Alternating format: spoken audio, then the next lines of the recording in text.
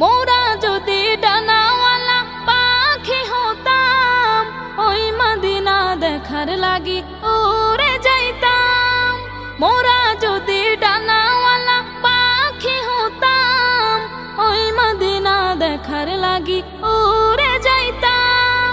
হৃদয় জুড়ে দেখতাম আমি নয়ন ভরে, দু জাহানের বাদশা নবী কামলিওয়ালা রে, দু জাহানের বাদশা নবী কামলিওয়ালা রে।